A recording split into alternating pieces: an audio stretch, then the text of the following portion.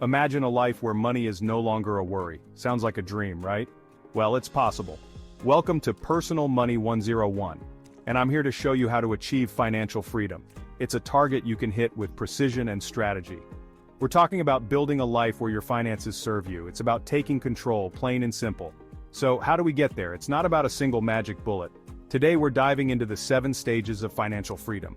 This journey can transform lives. So, grab a notepad and let's get started. The first stage of this journey is clarity. You can't hit a target you can't see. Take an honest look at your financial situation. Know where every dollar comes from and goes. This is about gathering intelligence, not judgment. List your income, expenses, and debts. Face the numbers head on. Knowledge is power. It might be daunting, but it's crucial. Commit to this first step. Calculate your net worth. This is your starting point. Once you've achieved clarity and know where you stand financially, we move to self-sufficiency. Ensure your income covers essential living expenses without relying on debt or external help. Focus on housing, food, utilities, transportation, and basic insurance. These are your survival essentials. Achieving self-sufficiency is a psychological win. It means standing on your own 2 feet financially. Focus on covering essential expenses with your income. That's your mission for stage 2. Alright, so you've got clarity, you're self-sufficient, fantastic. Now we move into stage 3, which I call breathing room. This is about creating a small financial cushion, an initial emergency fund. Life is unpredictable. Your car breaks down, you have an unexpected medical bill. These things happen, and if you don't have some cash set aside, these minor emergencies can derail your progress. The goal of stage 3 is to prevent that. Aim for at least $1,000 to $2,000 in this initial emergency fund. For some, even $500 is a great starting point. The key is to get something saved and keep it in a separate, easily accessible savings account. This money is strictly for genuine emergencies. Think of it as your financial shock absorber. It smooths out the bumps in the road so you can stay on track with your bigger financial goals. Having this buffer makes a world of difference to your peace of mind. Building this breathing room fund might mean making some sacrifices for a short period. Maybe you cut back on eating out for a month or 2, or you sell some things you no longer need. The important thing is to get it funded as quickly as possible. Once it's there, you'll feel a tangible reduction in financial anxiety. You'll know that if a small crisis pops up, you can handle it without panicking or derailing your budget.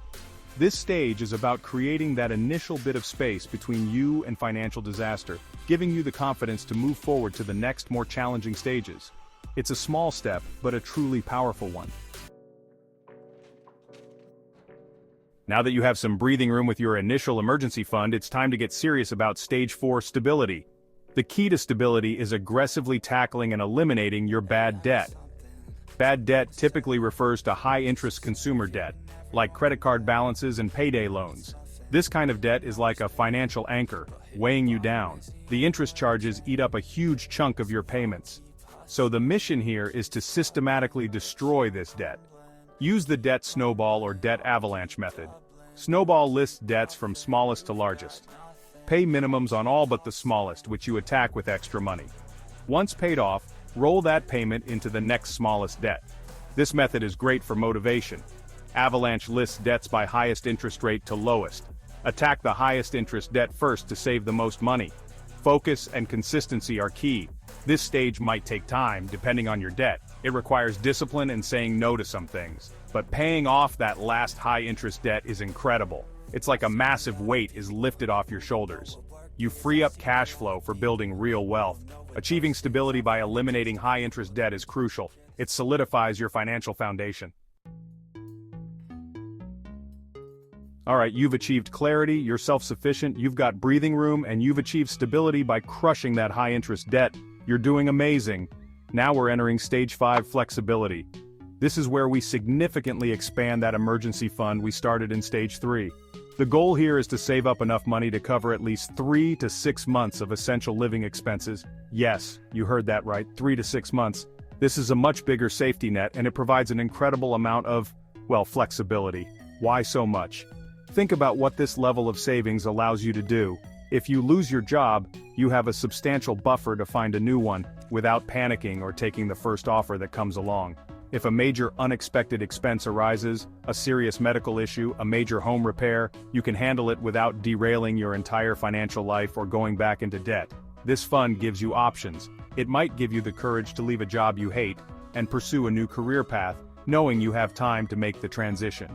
It offers protection against major life disruptions. Building this larger emergency fund will take time and dedication.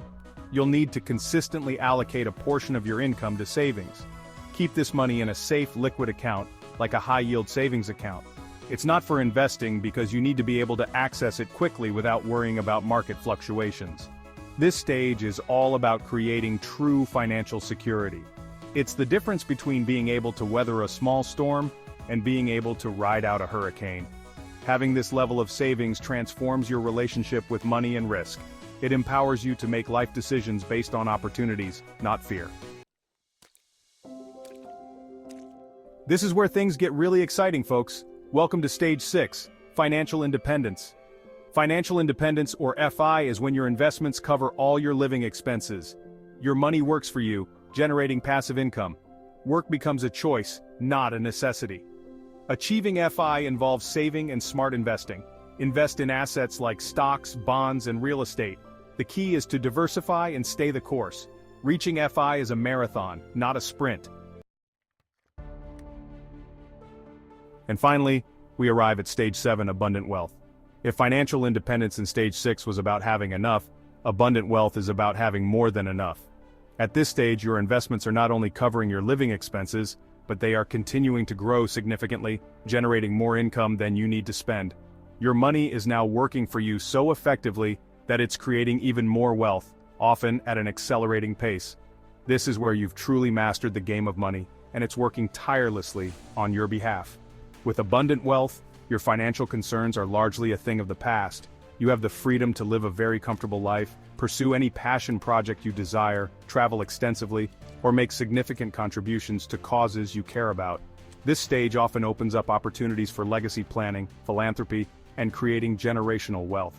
You have the resources to make a major impact on the world around you, if you so choose. It's not just about personal comfort anymore. It's about having the capacity to do more, give more, and be more. Reaching this stage is the result of years, often decades, of diligent saving, smart investing, and sound financial decision-making, building upon every single one of the previous 6 stages. It's the ultimate payoff. However, it's also important to remember that with great wealth comes great responsibility. Managing abundant wealth often involves more complex financial planning, estate planning, and tax strategies. But these are good problems to have, right? This is the pinnacle, where your financial system is so robust and productive that it essentially runs itself, providing you with ultimate freedom and security. It's the final bullseye in our financial journey. So there you have it, the 7 stages of financial freedom. Start with clarity, then self-sufficiency, breathing room, and stability. Build flexibility, achieve financial independence, and finally, abundant wealth. Take consistent action and control your life.